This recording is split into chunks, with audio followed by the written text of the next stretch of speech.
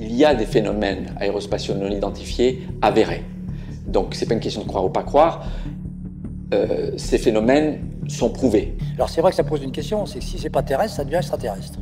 Alors là, il n'y a pas de limite à l'imagination humaine. Les deux objets sont ici au milieu, représentés par les colonnes de données qui descendent. Mais devant quelque chose qu'on ne peut pas expliquer, que le radar ne voit pas, qui a des capacités techniques extraordinaires, on n'est pas armé.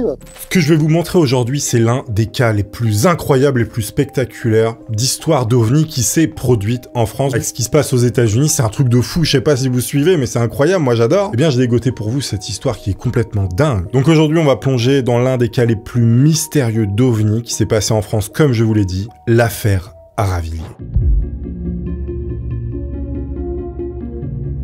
Faut savoir que cette histoire, elle est plutôt méconnue du grand public, et aucun des témoins n'a souhaité être rendu public. Évidemment, leur silence, il s'explique par leur crainte d'être jugés, c'est normal. Il y a 2 d'entre eux qui avaient des postes à haute responsabilité, et certains possédaient même des accréditations secret défense. Malgré tout ça, leur témoignage, il a été reçu, entendu. Remettons un petit peu de contexte, c'est très important. Alors, Aravilliers, c'est un petit village du Val d'Oise qui est situé à environ 50 km au nord-ouest de Paris. C'est un endroit extrêmement calme, évidemment, avec absolument aucune histoire jusqu'au matin du 10 janvier 98. Vous avez 5 amis qui étaient originaires de la région qui vont se donner rendez-vous sur le parking de la Guibarderie. Tout ça se passe dans un hameau pas très loin. Le hameau, il s'appelle le Ruel. Et donc, ils se rejoignent comme ça pour aller chasser. Alors jusque-là, rien d'inhabituel. Là-bas, il y a pas mal de chasseurs, donc rien de spécial. Sauf qu'évidemment, ce matin-là, il va se passer un truc qui va littéralement bouleverser leur vie.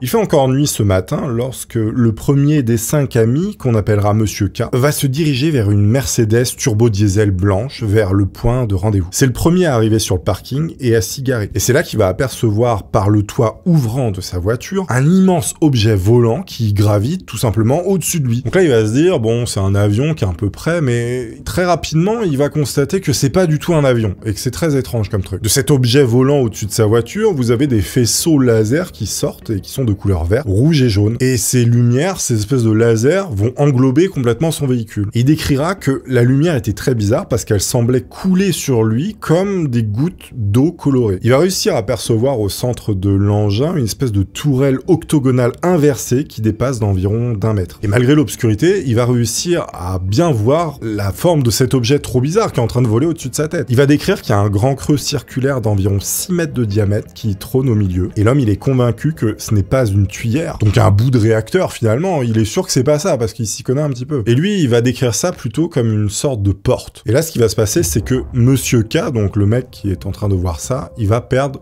conscience. À peu près au même moment, dans une rue voisine, la rue Saint-Denis, vous avez une Peugeot 306 grise qui transporte 3 autres amis, dont Monsieur D, qui est le conducteur et futur témoin principal. Et derrière eux, il y a le dernier membre du groupe qui roule en Xantia, accompagné de son chien de chasse. Alors les 2 voitures vont finalement atteindre un croisement et continuent en direction du parking. Parking où se trouve leur ami qui les attend et qui est en train de voir des trucs complètement hallucinants, qui a perdu conscience. Et soudain, une lumière intense va apparaître à l'horizon et ils vont l'apercevoir. Tous vont rester absolument silencieux, captivés par ce spectacle complètement surréaliste. Monsieur D, qui conduit l'un des véhicules, il est bizarrement attiré par cette lumière et il va continuer justement à rouler en direction de celle-ci. En s'approchant, il va distinguer des rampes lumineuses aux couleurs vives, comme celles des stades, il dira, mais teintées de vert, rouge et jaune. Le disque d'environ 45 mètres de diamètre reste suspendu à quelques mètres au-dessus du sol, sans bouger. Donc vous avez un énorme disque absolument géant de 45 mètres, c'est énorme, hein, 45 mètres, qui est là en train de flotter devant eux. Je veux dire, ça, pour l'imaginer et l'inventer, il faut avoir beaucoup fumé. Et là, Monsieur D, il va baisser sa vitre pour mieux voir ce qui se passe. Il va constater que l'objet, bah déjà, il est énorme, et en plus, il est grisâtre et pas très bien éclairé. Mais il va quand même réussir à voir pas mal de détails. La surface de l'objet, visiblement métallique, est parsemée d'ouvertures sombres d'environ 1 mètre de diamètre. Et l'objet n'émet absolument aucun bruit, aucune vibration. Et le plus bizarre, c'est que même le moteur de sa propre voiture ne semble plus faire de bruit. À ce moment-là, leur voiture, elle va passer sous l'objet volant et il y a un phénomène étrange qui va se produire, comme ils décriront. Ils vont se sentir comme anesthésiés, comme si leur conscience les avait quittés. Et donc à ce moment-là, ils vont être tous en blackout, ils vont à moitié s'évanouir. Monsieur D, il va finir par reprendre ses esprits, mais alors que s'est-il passé? Eh bien, il regarde autour de lui, complètement déboussolé. Vous avez 3 minutes environ qui se sont écoulées, mais il n'a absolument aucun souvenir de ce laps de temps. Donc évidemment, il comprend pas ce qui s'est passé, lui, il connaît par cœur cette route, il connaît par cœur les itinéraires, c'est pas une grande ville. Et lui et ses deux amis vont constater qu'ils sont désormais garés sur le parking du rendez-vous, le moteur qui tourne toujours, mais évidemment l'objet, lui, qui a complètement disparu. Et alors sans la moindre explication rationnelle, leur véhicule, il a parcouru 1,2 km durant cette espèce d'absence qu'ils ont eue. Mais alors comment ça a pu se produire, puisqu'ils étaient tous dans les vapes? Eh bien personne n'en a la moindre idée. Il y a une seule certitude qui va émerger de Monsieur D, c'est qu'il était absolument pas en état de conduire. Le mec sait qu'il avait perdu connaissance. Et alors sur place, vous avez la Mercedes blanche de leur ami qui les attend tranquillement, totalement stupéfié. Monsieur K voit littéralement la voiture de Monsieur D se matérialiser devant lui et expliquera à ses amis ce qu'il a vécu. Il dira avoir vu l'étrange objet également, les couleurs bizarres qui scintillaient de partout, et également cette voiture qui s'est littéralement téléporté devant lui, on peut le dire. Disons les termes. N'ayons pas peur des mots. À ce moment-là, Monsieur D, il est littéralement traumatisé par ce qui vient de se passer. Ça lui fait peur. C'est normal, tu tombes dans les vapes, tu fais 1,2 km, tu sais pas comment. T'as vu une soucoupe géante de 45 mètres de diamètre, tu flippes un peu, c'est normal. Il n'arrive pas à chasser de son esprit le souvenir de ce qu'il a vu et de ce qu'il a ressenti. Et c'est bien plus tard, vers 9h du matin, qu'il va commencer à émerger totalement de cet état de confusion. Mais alors qu'est-ce qu'il en est de la troisième voiture avec le dernier personnage qui devait rejoindre le parking? Bien très rationnel, le cinquième chasseur a d'abord rejeté toute idée de phénomène étrange, expliquant ce qu'il a vu comme étant un simple gros nuage. Mais lors d'un appel téléphonique avec Jacques Vallée, qui est astrophysicien et ufologue, il va avouer des années plus tard avoir été incapable de comprendre comment il s'est retrouvé sur le parking sans aucun souvenir d'avoir conduit sa voiture. Il avouera finalement que ce qui s'est passé était très bizarre. À l'époque, il voulait pas trop l'avouer. Aujourd'hui, il s'en fout. Il indiquera aussi que depuis ce jour, son chien de chasse, qui était en parfaite santé, souffrait de graves crises d'épilepsie. Quoi qu'il en soit, vers midi, tout le groupe finit par se réunir pour une collation habituelle accompagnée de 25 autres chasseurs attendus. Là, tout le monde se met à discuter, mais le sujet de ce qui s'est passé dans la matinée, il va pas être abordé parce que c'est tellement troublant pour tout le monde que personne n'en parle.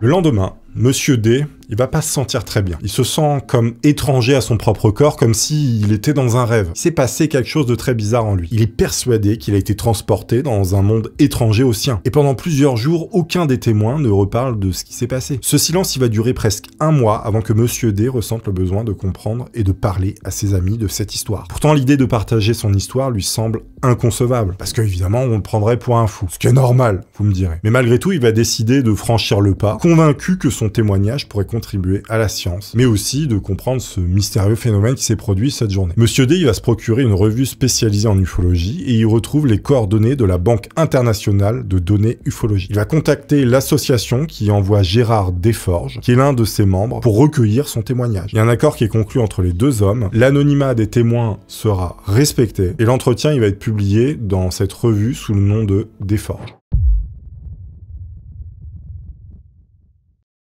Et donc on est le 5 mars 98 et Desforges, donc le mec qui va venir faire l'entretien, va finir par rencontrer notre fameux Monsieur D pour entendre ce qu'il a à dire. Et donc il arrive chez lui pour l'entretien qui va durer 5 heures. Et dès le départ, il y a un détail qui va l'intriguer. C'est une tache brune d'environ 10 cm² qui est visible sur le corps du témoin. Cette tache serait apparue cette journée-là, mais elle reste inexpliquée. Monsieur D, encore déstabilisé, explique à quel point l'événement bouleverse ses certitudes rationnelles et techniques. Il faut savoir que c'est quelqu'un d'extrêmement cartésien et d'imaginer qu'il y a des aliens qui sont venus le prendre et faire des choses avec lui. Pour lui, c'est inconcevable. Mais il veut quand même comprendre. Et là, Monsieur D, il regarde Desforges avec une inquiétude assez grandissante et il va prononcer une phrase plutôt étrange. Ils sont impolis, mais pas trop méchants. Monsieur D va alors décrire un phénomène troublant, des pensées qui surgissent dans son esprit à n'importe quel moment, comme si elles étaient injectées en lui par une entité extérieure. Selon lui, ces idées semblent liées à un contact encore actif avec les choses observées cette journée-là. Bon là, ça fait un petit peu délire psychotique, mais le mec était sain d'esprit, apparemment il avait rien. Il va expliquer que ses pensées, elles prennent la forme de flash, et ça concerne précisément les sujets suivants, notamment des avertissements pour l'humanité, une catastrophe imminente comme la collision avec un astéroïde, des concepts scientifiques plutôt étranges, par exemple il va mentionner les tachyons, qui sont des particules hypothétiques, donc qu'on imagine, qui seraient capables de dépasser la vitesse de la lumière, une idée qu'il admet avoir reçue sans en comprendre l'origine. Et au fil de l'interview, Monsieur D va un petit peu se lâcher, et finalement il va lâcher tout le morceau. Dans les flashs qu'il reçoit, il se souvient s'être retrouvé dans un vaisseau spatial littéralement, le vaisseau évidemment situé dans l'espace, après avoir été absorbé comme il dira, notamment hors de sa voiture par un tube lumineux. À ce moment-là, il va être allongé sur une sorte de table et voit se pencher au-dessus de lui une machine au visage robotique. Il précisera une forme semblable à un aume de chevalier, métallique, dépourvu de vie. Ce robot le mettra très mal à l'aise comme il dira. Il décrit également une grande rangée de dents artificielles et pour lui il s'agit de machines qui exécutent des ordres et non d'un être vivant à part entière. La machine elle essaie cependant de communiquer avec lui par des sons très robotiques et il réussit à se souvenir de quelques brides de ces sons. Le robot aurait fait une allusion au ruban de Mobius, il lui aurait aussi parlé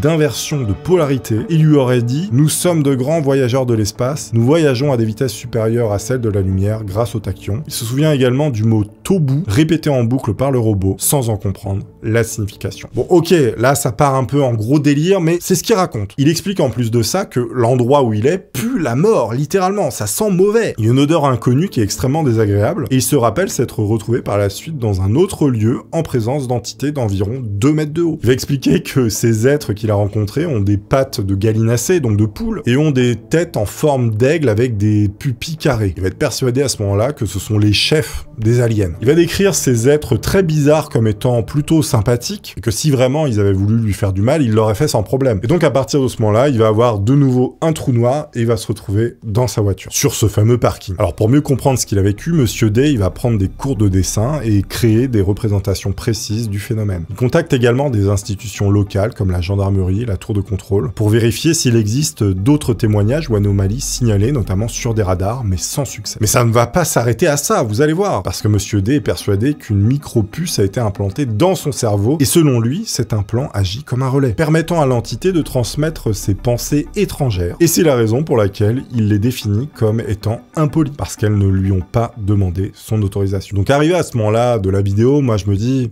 Monsieur D a des problèmes psychiatriques. Clairement, tu vois, c'est normal. Mais fait étrange, Monsieur D, il va développer de sévères irritations oculaires, accompagnées d'une brûlure particulièrement invalidante aux yeux. Et inquiet, il va consulter un ophtalmologiste le 23 mars 98. Et après un examen approfondi, le diagnostic, il va tomber. Il a subi une grave brûlure aux yeux, qui est compatible avec une kératoconjonctivite. Plutôt intrigué, le médecin, il va questionner Monsieur D sur les circonstances de cet accident. Monsieur D, il préfère évoquer un accident de travail plutôt que ce phénomène qu'il a vécu. Et le praticien alarmé le met en garde et lui recommande fermement de signaler à son employeur qu'une telle exposition est dangereuse. À son travail, il a absolument rien subi comme brûlure, mais c'est durant cette journée là où il a vu quelque chose, apparemment, ça lui a irradié un peu les yeux parce que les yeux sont vraiment brûlés. Donc il repart du médecin avec sa petite cortisone et son collier pour les yeux. Alors Monsieur D, lui, il est convaincu qu'il reste sous le contrôle d'une entité externe et il va s'efforcer à identifier une éventuelle implantation sous sa peau, dans tout son corps, comme une puce informatique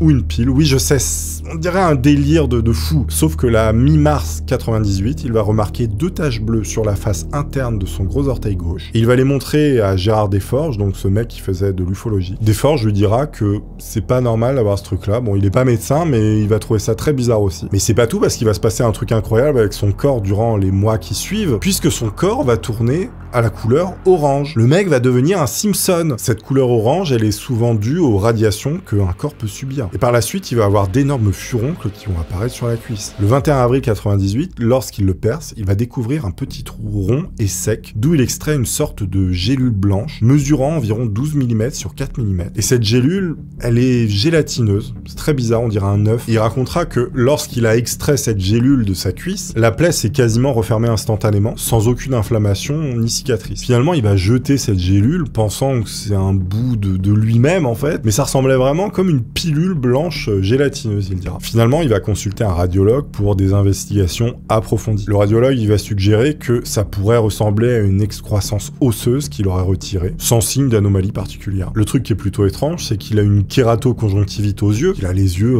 brûlés, pour on ne sait quelle raison. Sauf qu'en fait, sa vue, au lieu de diminuer, il va avoir une vue d'aigle, littéralement. Il n'y a pas que sur son corps où il va se passer des trucs bizarres, parce que le matériel qu'il a va aussi subir des choses étranges. Sa montre, elle a commencé à déconner cette fameuse journée où il s'est passé un truc bizarre sur le parking. Il l'a même emmené chez un horloger qui a tout fait pour essayer de la réparer, mais impossible, elle ne pouvait plus afficher l'heure correctement. Sa voiture, elle était encore sous garantie, elle a commencé à émettre des bruits plutôt bizarres. Et après plusieurs semaines d'examen, le concessionnaire, il a pas trouvé d'explication. Monsieur D, il était un peu dégoûté parce que sa voiture lui avait coûté cher et il voulait la réparer. Et donc il va contacter la maison mère pour avoir affaire à des experts. Et donc là, les experts, ils vont complètement démonter la voiture pour essayer de comprendre ce qui se passe dedans, puisque ça déconne, mais on sait pas pourquoi. Et ils vont découvrir que la tôle du pavillon arrière, soudée par robot à 2 autres tôles, avait tout simplement fondu au niveau des points de soudure. Les experts vont réparer le véhicule et ont insisté en disant qu'ils n'avaient jamais vu un cas pareil et ne comprenaient pas comment cela peut techniquement se produire. Son ami qui avait le chien de chasse va également développer des choses étranges, mais lui, il a pas voulu se prononcer sur ce qui s'est passé.